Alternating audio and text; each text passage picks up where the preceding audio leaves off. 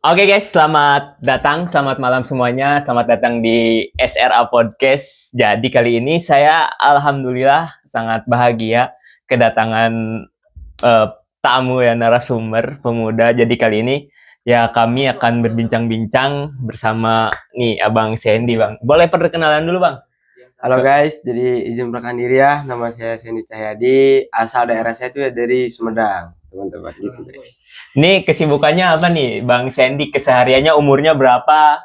Oh ya, Kan orang belum pada kenal nih Bang Sandy siapa nih. Siapa tahu nanti para penonton ada yang nyangkut nih suka sama Bang Sandy. Sih. boleh nanti dicantumin IG-nya di sini ya. Oke. Mungkin kesibukan saya Bang Saleh sehari-hari mungkin sekarang ya belajar ya sebagai pelajar gitu. Kalau untuk umur saya masih di 20 tahunan tahun ini. Jadi ya masih sangat muda dan mungkin guys atau teman-teman mohon maaf ya suara saya seperti ini karena memang sedikit lagi sakit gitu. Lagi merasakan demam biasa lah. Lagi sakit tapi memaksakan untuk datang ke podcast Ya. ini. Demi apa? Demi memberikan informasi kepada para penonton. Anjay. Nih Bang Sandy, kesehariannya nih Bang Sandy selain belajar apa nih, ada nggak kesehariannya gitu untuk mengisi waktu-waktu luang? Kan nggak mungkin full time belajar. Mungkin apa ya Bang ya, kalau untuk keseharian selain belajar ya paling saya cuma olahraga, ya ikut-ikut teman-teman lah, olahraga futsal, gym, seperti itulah. Nge-gym sama Ya, teman-teman. ya nge-gym. Baik Bang Sandy, nih sebelum ini ya Bang Sandy, karena sekarang sebagai pemuda nih Bang Sandy kan, Ya. kami Bang Sandy kan pelajar itu, mahasiswa, kaum intelektual, pemikir kritis. Ini bagaimana tanggapan Bang Sandy terhadap negara kita tercinta Indonesia saat ini, Bang Sandy? Bebas dari sisi manapun, mau politik, mau ekonomi, mau segala macam. Yang penting kita membahas dan memikirkan masa depan bangsa kita, Bang Sandy. Oke Bang, mungkin ada satu hal ya yang memang lagi menonjol di anak muda sekarang itu Bang Salwa. Itu tentang mungkin teman-teman juga tahu ya tentang hashtag kabur aja dulu itu kan lagi naik tuh, lagi naik-naik daunnya lagi Rame banget. ya. Gak anak muda aja sekarang yang memang pengen pergi ke luar negeri. Sedangkan orang tua yang sudah mempunyai pekerjaan pun rela meninggalkan pekerjaan, rela meninggalkan keluarga demi pergi ke negara orang gitu loh. Dengan catatan bukan untuk liburan Bang Salwa. Mungkin untuk pandangan ini ya Bang Salwa. Mungkin gini Bang Salwa. Menurut pandangan saya terhadap hashtag ini bisa dari beberapa sektor. Mungkin silakan dari Bang Salwa aja dulu. Memang mempertanyakan yang ingin kita bahas itu dari segi mananya dulu. Ya. Nah, tapi kebanyakan nih Bang Sandy ya, kabur aja dulu tuh terjadi kepada anak-anak Gen Z gitu. Seperti seumuran kita lah, umur 20 tahunan. Karena frustasi dengan keadaan sehingga memberikan hashtag di konten-konten tertentu, kabur aja dulu nih Bang Sandy. Ya. Mungkin Bang ya, karena kebetulan, tidak tahu ya mungkin karena kebetulan, karena saya melihatnya karena kebetulan pergantian pemerintah terkait banyaknya peraturan-peraturan yang timbul dan diaktifkan kembali untuk anak muda, untuk orang dewasa yang lainnya itu ya memang bisa berpengaruh ke mental anak muda sekarang. Yang kita ketahui mental Gen Z ini ya memang tidak terlalu berat seperti mental-mental gen-gen yang lainnya yang sebelum Gen Z itu. Karena memang sekarang kan dunianya yang memang mempunyai teknologi yang maju. Jadi berita-berita seperti apapun itu sangat mudah menyebar gitu, Bang Salwa. Kalau misalkan nih Bang Sandy, kan ini menimpa sangat menimpa kepada terutama generasi-generasi muda Gen Z nih. Apakah kalau Bang Sandy sendiri apakah ingin membenarkan hal ini, atau Bang Sandy ingin juga berangkat buat pergi ke luar negeri demi kehidupan ekonomi yang lebih baik? Mungkin gini Bang Salwa ya, terkait kepergian kabur aja dulu ini kalau saya pribadi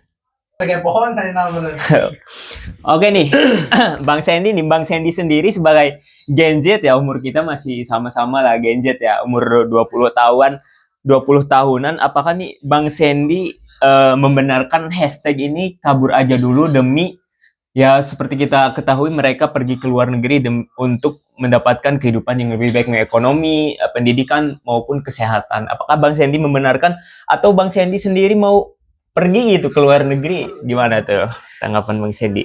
Oke Bang, kalau untuk tanggapan saya pribadi, untuk pergi ke luar negeri dengan catatan hal yang memang memperbaiki, contohnya ya laki-laki keturunan lah.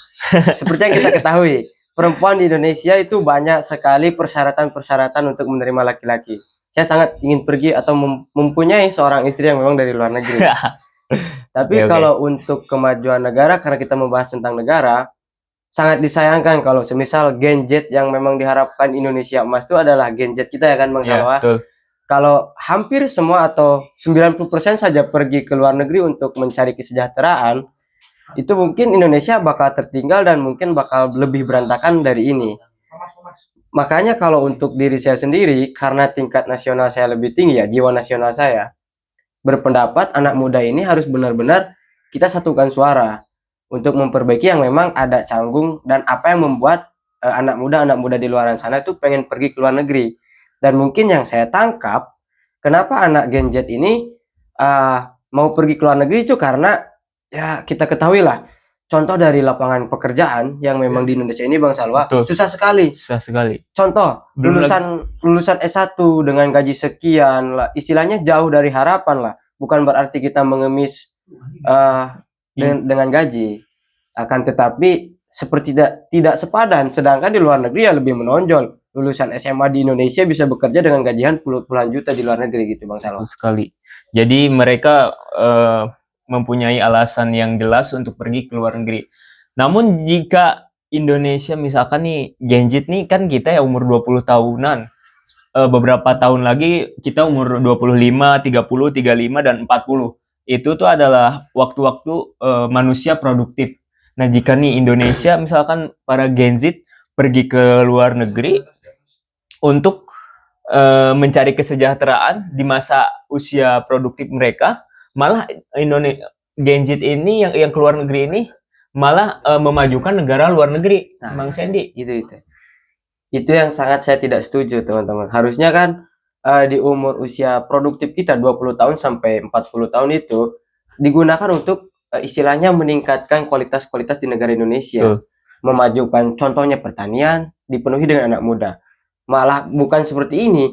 Kita belajar di Indonesia di sektor pertanian dibawa ke kualitas kita, ilmu kita malah dibawa ke luar negeri untuk menjadi kuli gitu. Tapi yang saya harapkan anak muda contohnya umur produktif ya, 20 tahun sampai 40 tahun mencari ilmu di luar negeri dan dibawa ke Indonesia Bang Salwa. Itu yang sangat saya setujui. Tapi kalau untuk menjadi pekerja, menjadi budak di luar negeri itu sangat disayangkan sebenarnya. Gitu Bang Salwa. Kalau misalkan nih kan yang keluar negeri ini orang-orang pintar gitu kan. Tapi mereka itu malah ada beberapa kasus ya yang mungkin Bang Sandy ketahui ketika mereka di Indonesia nggak tidak dihargai, tapi di luar negeri malah lebih dihargai. Gimana tuh Bang Sandy?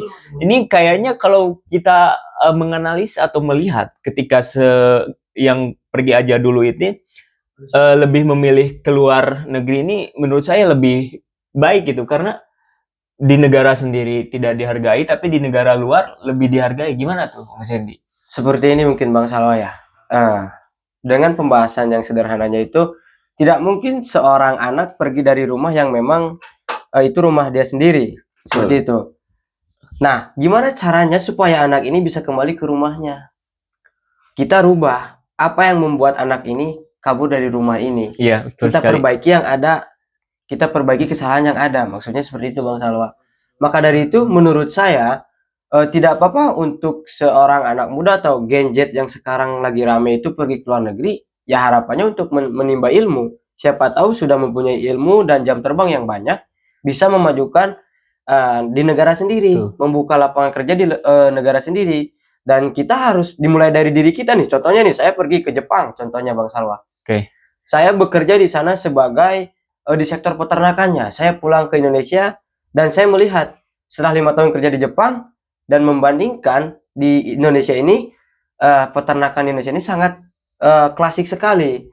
Nah, kita menggunakan atau menerapkan ilmu yang kita dapatkan di Jepang supaya Indonesia sektor peternakannya bisa setara dengan Jepang. Itu lebih setuju. Kalau saya pribadi seperti itu Bang Salwa. Berarti pergi ke luar negeri mencari ilmu, mencari wawasan, kemudian pengalaman, kembali ke Indonesia memberikan inovasi gitu kan. Ya, Yang dari luar negeri kita bawa supaya Indonesia menjadi lebih baik. Nah, Bang Sandy kan untuk melakukan atau mengimplementasikan yang sudah kita ambil dari luar negeri ini tidak mudah gitu Bang Sandy. Ya. Nah, saya udah nonton juga nih podcast yang Menteri Christine itu, tahu kan? ya, Nah, ya. ada tuh peneliti luar negeri yang datang ke Indonesia dengan jiwa nasionalis gitu kan, nasionalisme. Kemudian ketika datang ke Indonesia malah memiliki dia itu kurangnya fasilitas gitu. Jadi hal itu yang membuat orang itu kembali ke Indonesia gitu. Gimana Bang Sandy? Ya. Ini Bang Salwa, saya mungkin akan menceritakan salah satu cerita. Contohnya adalah panutan kita, B.J. Habibie. B.J. Habibie. B.J. Habibie mendapatkan beasiswa dari Indonesia, berpendidikan di luar negeri, Ya, di betul teknik sekali. mesin. Tapi sayangnya setelah Habibie dihargai di negara sana, diakui kepintarannya, seakan-akan dia tuh tidak dihargai di negara sendiri. Tapi dia tidak putus semangat Bang Salwa. Betul. Gimana caranya supaya kepintaran dia bisa mengabdi untuk negara. Nah, gimana caranya mereka berpikir terus menerus gimana caranya Habibie bisa diboyong kembali ke Indonesia, dan alhasil perjuangan Habibie tidak menyia-nyiakan kesempatan gitu. Tapi beda dengan Gen Z sekarang. Gen Z sekarang negara saja seperti memfasilitasi Bang Salwa. Sebelum adanya hashtag kabur aja dulu, yang saya ketahui teman saya yang memang dulu dari SMK, yang memang itu berpendidikan lebih lah, IQ-nya pintar lah, bisa dibilang pintar, malah difasilitasi untuk kerja di Jepang. Dari mana tuh difasilitasi untuk kerja dari Jepangnya, dari mana? Pemerintah kah? Atau Iya. dari Jepangnya memberi fasilitas untuk dia? Dari Jepang lewat ke Indonesia tuh seperti gini Bang Salwa. Saya membutuhkan tenaga kerja nih, tapi yang memang handal gitu. Tapi ya menurut saya tidak ada salahnya, karena dengan gaji yang besar siapa yang tidak mau Bang Salwa. Sedangkan di Indonesia skill yang memang istilahnya kita lulusan SMK ya fresh graduate lah. Ya. Belum ada pengalaman kerja, ya gaji S1 saja sangat ya istilahnya geli. Sedangkan di Jepang lulusan SMK saja ya yang seperti saya bilang tadi puluhan juta lah untuk di Indonesia. Kita jujur saja, kita tidak mau munafik mengenai pembahasan tentang uang. Kalau misalkan saya pribadi nih, kalau misalkan lulus fresh graduate atau habis kuliah ataupun lulus SMA, ketika misalkan kalau kerja di Indonesia dengan gaji sebulan misalkan UMR lah, UMR paling tinggi berapa, 5 juta gitu kan. Tapi masih banyak beberapa daerah yang gajinya lebih kecil, belum biaya hidupnya. Kalau misalkan ditawarkan atau dibandingkan dengan gaji luar negeri yang lebih besar dan segala macam fasilitas kita dapatkan, dengan itu saya memilih ingin kerja di luar negeri gitu. Ya, benar. Bagaimana kalau Anda pribadi dengan memberikan menunjukkan jiwa nasionalis atau ketika dihadapkan hal seperti itu, apakah Anda memilih luar negeri atau stay in Indonesia? Mungkin untuk diri saya ya sangat berat Bang Salwa. Kenapa? Jiwa nasional saya itu sangat tinggi. Tapi sedangkan kehidupan saya 5 tahun ke depan, saya tidak bisa memberikan makan atau menafkahi seorang istri saya atau anak-anak saya dengan hanya jiwa nasional itu. Otomatis kalau memang iming-imingnya uang, ya saya akan pergi. Dan itu mungkin jadi salah satu alasan juga ya kenapa Gen Z ini lebih banyak pergi ke luar negeri dengan alasan ekonomi. Karena gini Bang Salwa, yang memang pergi ke luar negeri ini tuh orang-orang yang mempunyai skill tapi tidak dihargai di negara. Itu Bang Salwa. Dan mungkin yang kedua, yang saya rasakan pribadi saja, umur 20 tahun, saya sudah memikirkan gimana caranya supaya mensejahterakan keluarga saya nanti. Sedangkan di Indonesia dengan ya lulusan saya yang memang tidak terlalu tinggi, universitas yang memang tidak terlalu terkenal, sangat susah untuk mencari pekerjaan yang memang bisa dibilang gajinya sangat sejahtera gitu Bang Salwa ya. Sekali. Gitu mungkin saya akan memilih di suatu saat, mungkin 5 tahun ke depan, jika saya tidak bisa, negara saya tidak lebih membaik dari ini, mungkin saya akan sama dengan Bang Salwa pergi ke luar negeri untuk mensejahterakan keluarga saya. Karena seperti ini Bang Salwa, kita membela negara, toh belum tentu negara membela kita. Sedangkan ya kita tahu lah sekarang omong-omong negara seperti apa. Itu hanya pandangan dari anak muda gini seperti ini. Kita sebagai anak muda yang mempunyai pandangan terhadap ya teman-teman kita lah bisa dibilang ya Bang Salwa. Teman-teman kita yang pergi ke luar negeri ya kami pun sama. Masalah kami sama, ketakutan kami sama. Kami ngambil S1. Sama saja ketakutan kami itu ya dengan ekonomi nanti. Gimana dengan gaji kami nanti? Sedangkan yang ya kita tahu lah pekerjaan-pekerjaan pekerja negara sipil itu bisa menggunakan istilahnya bukan menggunakan lagi lulusan mana dan ijazah atau IPK seperti apa, nilainya setinggi apa gitu. Tapi siapa yang Anda kenal di dalamnya? Itu Oke. sangat-sangat istilahnya mencemari lah. Kekuatan orang dalam. Nah, itu sangat-sangat mencemari dan ya menurut saya oke-oke saja kalau memang anak muda sekarang lebih memilih pergi ke Jepang. Cuman ya kalau memang dilihat dari jiwa nasional saya itu sangat disayangkan. Harusnya ya anak muda dimanfaatkan untuk memajukan negaranya sendiri. Tapi ya mau gimana lagi, mereka punya keluarga sendiri. Iya, betul. Kita juga bakal mempunyai keluarga. Otomatis yang kita harapkan bukan nasional atau negara, tapi ya gimana caranya supaya mensejahterakan keluarga kita. Jadi keberangkatan mereka yang memiliki hashtag kabur aja dulu, misalkannya yang berangkat ke luar negeri, misalkan contoh kecilnya kan banyak sekali yang ke Jepang nih. Misalkan ada yang keluarga sederhana gitu, beberapa bulan berangkat ke Jepang, tiba-tiba punya sawah, punya segala macam, itu berarti menunjukkan bahwa dengan pergi ke luar negeri kita bisa mensejahterakan diri kita atau bersama keluarga kita. Walaupun nggak semua kan, masih ada yang negatifnya. Kita tidak boleh bahas cuma positifnya aja pergi ke luar negeri, karena harus dipersiapkan segala macam. Karena nggak mungkin kayaknya orang luar negeri, negara-negara lain menerima sumber manusia yang biasa saja. Kita harus bisa pelatihan bahasanya, sikapnya, nanti budaya, terus ya culture-nya itu kita harus bisa menyesuaikan. Nah, kalau misalkan yang pergi ke luar negeri adalah dengan misalkan sumber daya manusia yang lumayan, kemudian yang nggak kemana-mana, yang di Indonesia yang biasa saja, gimana? Berarti semakin kacau di negara kita, karena yang bagus go to luar negeri gitu kan, internasional ya. Tapi yang B aja stay in Indonesia. Itu bagaimana caranya nih memajukan negara tercinta kita, Indonesia, kalau seperti itu? Caranya adalah tidak ada cara lain selain pemerintah yang mensejahterakan orang-orang pintar itu. Istilahnya bukan berarti mengikuti kemauan mereka, cuman istilahnya ambil jalan tengahnya seperti apa. Negara tidak dirugikan, malah negara harus diuntungkan, dan anak muda yang memang akan dimanfaatkan itu merasa diuntungkan juga, sama-sama menguntungkan.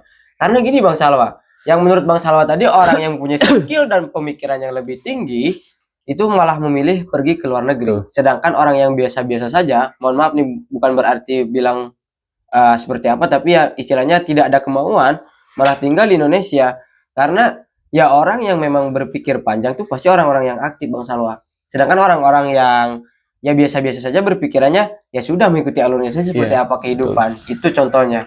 Dia tidak ada jiwa-jiwa yang memang ingin memajukan keluarganya, nama keluarganya, apalagi negaranya, seperti itu. Dia hanya mengikuti alur hidupnya saja, menunggu istilahnya dipanggil dengan penciptanya gitu Bang Salwa.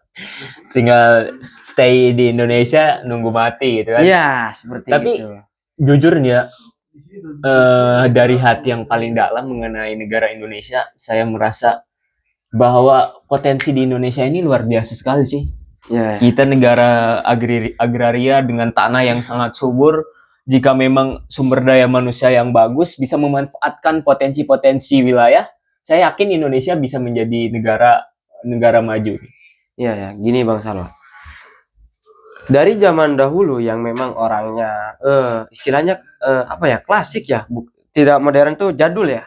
Betul. Orang jadul dari luar negeri saja sudah melihat potensi yang memang ada di Indonesia.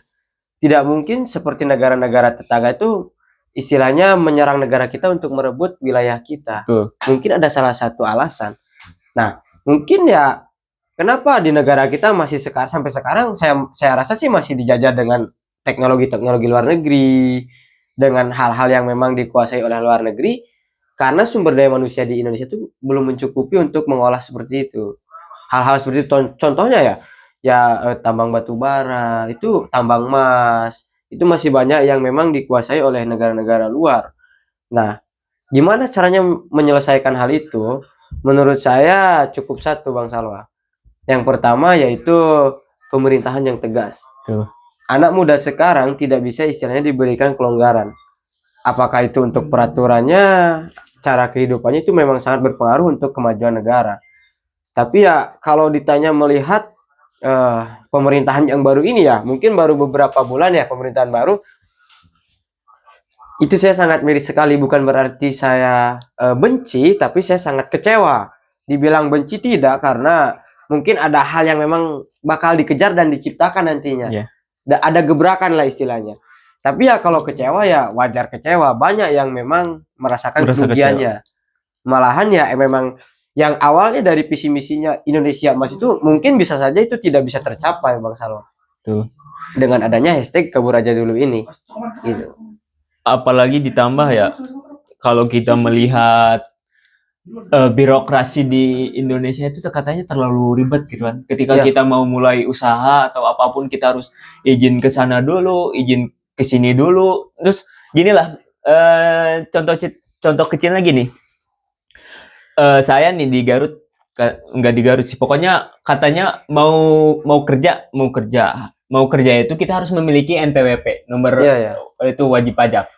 Nah, ketika kita mau kerja, kita harus mempunyai wajib pajak. Ketika kita mau datang ke DJP itu buat bikin kartu wajib pajak, ketika datang ke sana, kita harus punya pekerjaan dulu. Nah, Iya. itu yang memusingkan gadget yang mau bekerja gitu. Bingung banget nih mau gimana? Mau kerja dulu harus punya NPWP, mau bikin NPWP harus kerja dulu. Itu kan bingung tuh. Iya. Itu sangat-sangat menurut saya ya alasan yang meribetkan ya. Mungkin itu jadi salah satu alasan juga yang mungkin ya termasuk ya.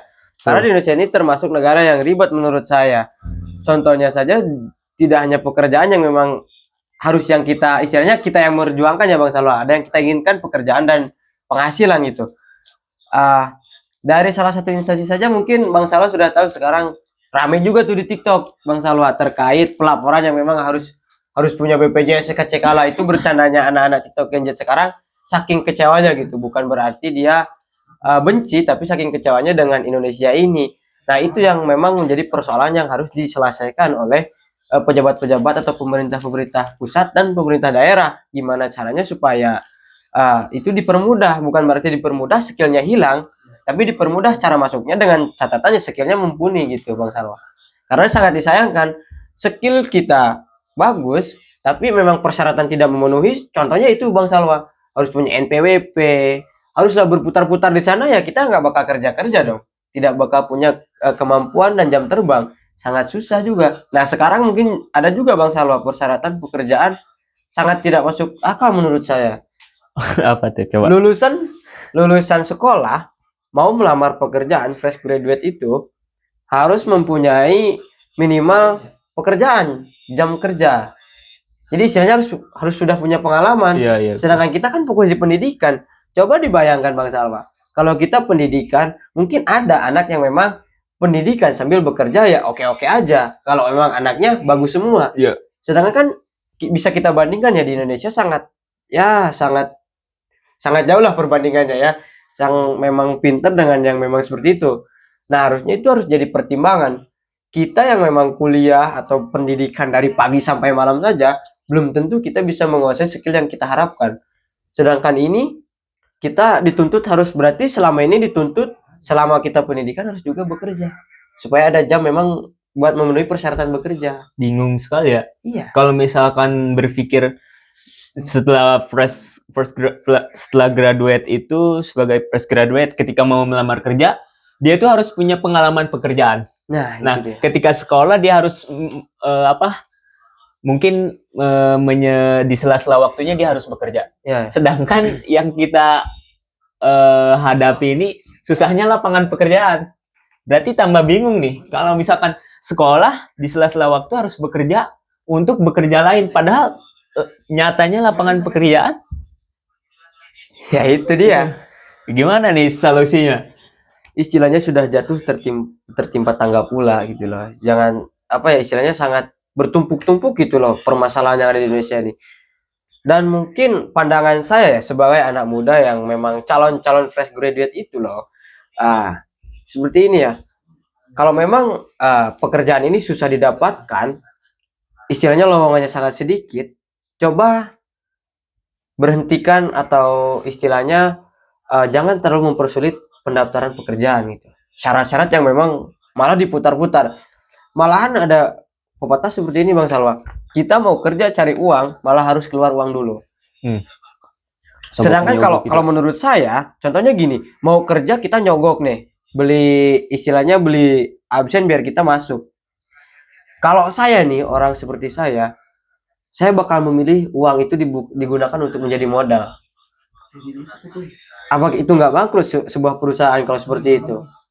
Itu menurut saya sangat merugikan suatu perusahaan. Nah itu harus dihilangkan tuh budaya-budaya seperti itu. Sedangkan di Jepang itu atau negara-negara luar tidak ada persyaratan yang memang harus punya NPWP. Yang penting teman saya yang pergi ke Jepang itu yang penting katanya pandai bahasa, ya ijazah tidak terlalu jelek lah. Mungkin ya dilihat ya otaknya lah, cara berpikir otaknya seperti apa. Yang kedua tidak ada minimal jam kerja. Itu yang mungkin menjadi alasan juga pergi ke Jepang itu Bang Salwa. Pergi ke luar negeri gitu. Iya, nggak satu negara aja. Nah, gimana nih sekarang? Kita masuk ke cara istilahnya cari pemecahan masalah yang memang di dunia kerja ini.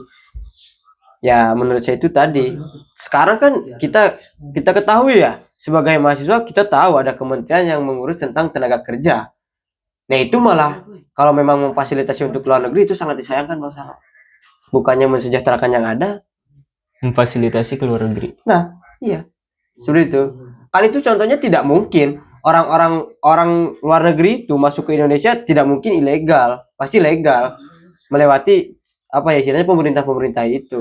Tidak ada salahnya luar negeri itu menawarkan jika memang ada orang Indonesia pergi ke luar negeri.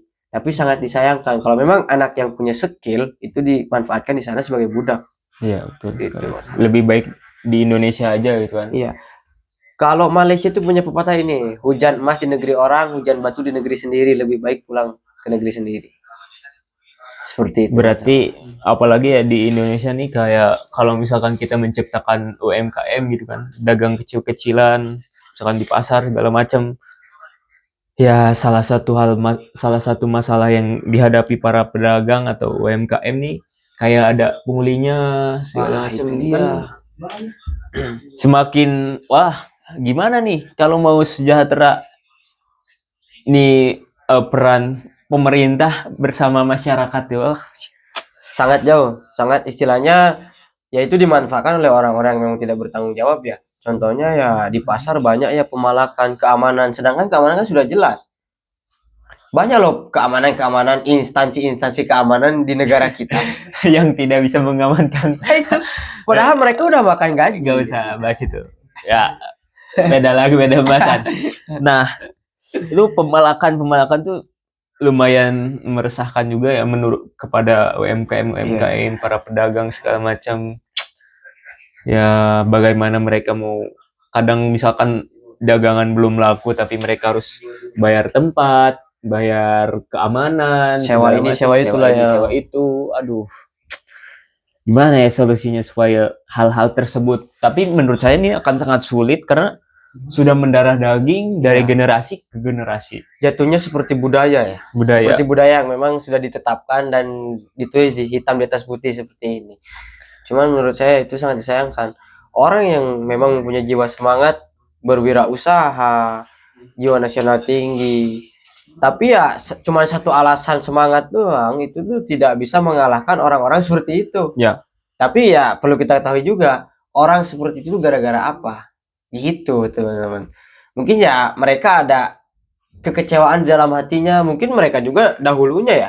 Saya tidak menyalahkan istilahnya apa ya orang-orang seperti itu. Tapi ya yang perlu kita ketahui ini adalah suatu masalah yang memang harus dipecahkan dan kita juga harus mengetahui. Mereka seperti itu tuh pasti ada suatu hal yang memang menyebabkan seperti itu Bang Salwa. Ya contohnya kita nih, seperti kekhawatiran kita zaman-zaman atau masa-masa kini, bisa saja kita terjun ke dunia seperti itu, menghalalkan segala cara. Kalau memang kita sudah benar-benar mepet dengan kebutuhan, gitu Bang Salwa. Terpaksa melakukan hal itu. Iya, terpaksa. Jadi lebih jatuhnya terpaksa. Kalau memang ditanya cita-cita, siapa sih yang pengen cita-citanya jelek? Betul Itu. sekali. Pasti pengen menjadi apa lebih baik atau menjadi inilah, menjadi itulah. Tapi intinya ketika seseorang mempunyai cita-cita, mereka tidak mungkin memiliki cita-cita menjadi penjahat Iya. atau preman atau segala Tidak macam. ada. Nggak mungkin kan? Iya. Cuma mungkin karena keadaan ya yang tidak memungkinkan, jadi mereka terjerumus menjadi seperti itu. Ya, pandangan saya tentang semua yang kita bahas ini Bang Salwa, ya tidak lain dan tidak bukan adalah sebuah ekonomi dan kebutuhan hidup gitu Bang Betul. Salwa. Karena ya perlu kita ketahui masalah yang sering dihadapi dan masalah menurut saya masalah besar itu ya tentang ekonomi dan lapangan kerja untuk masa ini ya. Mungkin ya perlu kita ketahui juga Indonesia tidak sedikit gebrakan-gebrakan yang memang menerima pekerjaan tanpa persyaratan yang susah gitu. Ya. Cuman ya seperti itu. Kita harus mati-matian Bang Salwa. Mau tidak mau. Masih ada yang melakukan hal seperti itu ya, memperbanyak syarat segala macam. Nah ini jadi kira-kira apa nih yang kita dapat simpulkan dari percakapan kita malam ini Bang Sandy untuk negara tercinta kita Indonesia? Untuk kesimpulannya sih cukup sarannya ya. Saya sebagai calon-calon anak muda yang memang mempunyai jiwa semangat yang tinggi, marilah kita satukan suara untuk gimana caranya merubah budaya seperti ini Bang Salwa.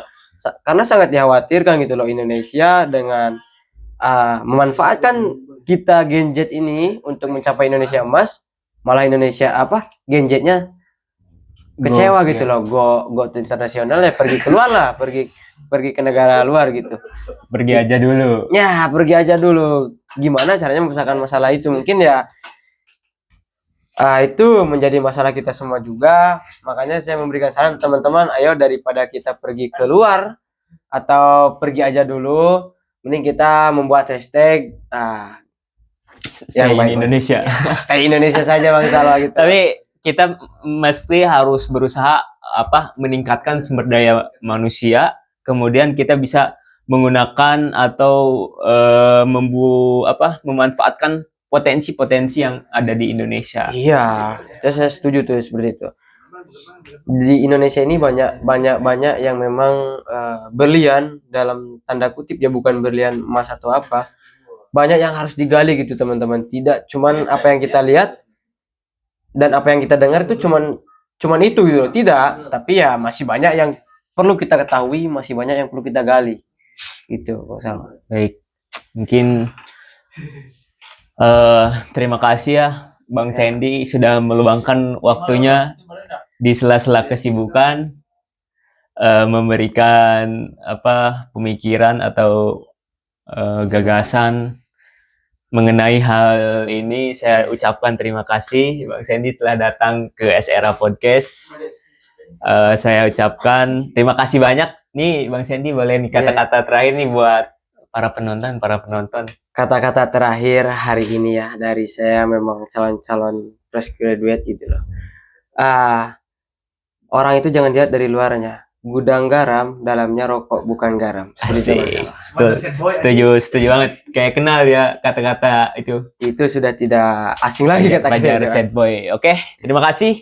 Assalamualaikum warahmatullahi wabarakatuh.